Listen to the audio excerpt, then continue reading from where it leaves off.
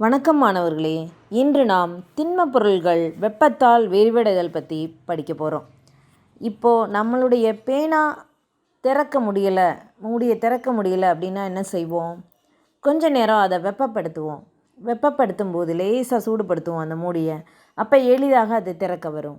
So இதிலேருந்து நம்ம என்ன தெரிஞ்சுக்கலாம்? பொருள்களை வெப்பப்படுத்தும் போது அது விரிவடையுது அப்படின்னு தெரிஞ்சுக்கலாம். விரிவடையதுனால ஈஸியாக நம்மளால் திறக்க முடியுது.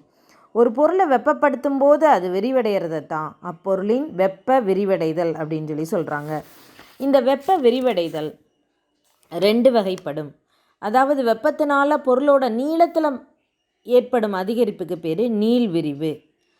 அதே மாதிரி வெப்பத்தினால பொருளோட பருமனில் ஏற்படுற அதிகரிப்பு பரும விரிவு என்று அழைக்கப்படுகிறது. பருமன்னா உங்களுக்கு தெரியும், நீங்கள் படிச்சிருக்கீங்க.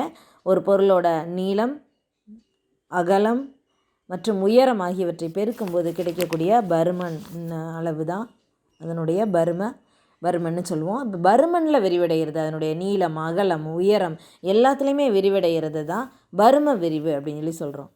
இப்போது வெப்ப விரிவுனால் நமக்கு நல்ல பயனா இல்லை தீமையான்னு பார்த்திங்கன்னா 2மே இருக்குது. பயனை பார்ப்போம். பயன்கள் அப்படின்னு பார்த்திங்கன்னா, மரச்சக்கரம், நம்ம மாட்டு வண்டி சக்கரத்துக்கு பார்த்திங்கன்னா சக்கரத்தோட வெளிப்பகுதியில் ஒரு இரும்பு வளையம் வச்சுருப்பாங்க. அந்த இரும்பு வளையத்தை எப்படி பொருத்துகிறாங்கன்னா அந்த வெப்ப விரிவை வச்சு தான் பொருத்துகிறாங்க. மரச்சக்கரத்தோட அந்த சக்கரத்தோட விட்டத்தை விட விட்டம் குறைவான இரும்பு வளையத்தை எடுத்துக்கிறாங்க. அந்த இரும்பு வளையத்தை மரச்சக்கரத்தின் மீது எளிதாக பொருத்தணும் அப்படின்னா அந்த இரும்பு வளையத்தை என்ன செய்கிறாங்க? சூடுபடுத்துகிறாங்க, வெப்பநிலையை உயர்த்துகிறாங்க.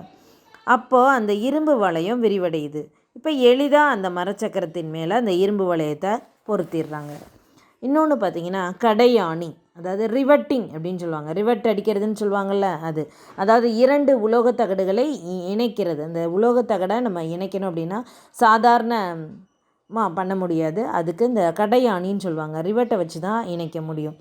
ஸோ 2 உலோகத்தகடுகளும் இணைக்கும்போது நன்கு வெப்பப்படுத்தப்பட்ட கடையாணியை அந்த தகடுகளோட துளை வழியே பொருத்தி அதை அடிப்பாங்க. சுத்தியலை கொண்டே அடிக்கும்போது அது தலைப்பகுதி உருவாக்கப்படும். நல்லா சப்பையாக அதில் அடித்து வச்சுருவாங்க. இப்போ இது அந்த கடையாணி சுருங்கும்போது அது நல்லா 2 தகடையும் டைட்டாக பிடிச்சிக்கும். அப்போ அந்த இரும்பு தகடை பிரிக்கிறது ரொம்ப கஷ்டம். மேலும் இந்த வெப்ப விரிவுக்கு ஒரு தீமை அப்படின்னு பார்த்திங்கன்னா, கண்ணாடி வெப்பத்தை கடத்தும். சூடான நீரை கண்ணாடி கோலையில் ஊற்றும்போது உள் பக்கம் சூடாயிரும், வெளிப்பக்கம் விரிவடையாது. உள்பக்கம் விரிவடையும், வெளிப்பக்கம் விரிவடையாது. இந்த மாதிரி சமமில்லாத விரிவடைதல் காரணமாக அந்த கிளாஸ் டம்ளரில், அந்த கண்ணாடி டம்ளரில் என்ன ஏற்படுது? ஒரு கீறல் ஏற்படுது. ஸோ இதுக்காக என்ன பண்ணுறாங்க அப்படின்னா, அப்போ சூடான இதை நம்ம ஊற்றணும் அப்படின்னா அந்த கண்ணாடி எதனால் செய்கிறாங்கன்னா போரோசிலிகேட் அப்படின்ற கண்ணாடியால் செய்கிறாங்க. நீங்கள் டீ கிளாஸ்லாம் பார்த்துருப்பீங்க.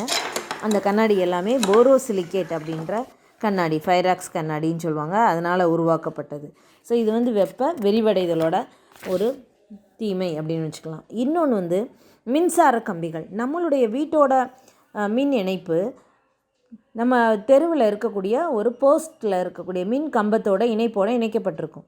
அந்த இணைப்பெல்லாம் பார்த்திங்கன்னா அந்த கம்பிகள் அந்த மின் கம்பிகள் தொங்கிட்டு இருக்க அந்த மின் கம்பிகள் கோடை காலத்தில் ரொம்ப தொய்வாகவும் குளிர்காலத்தில் நேராகவும் இருக்குது.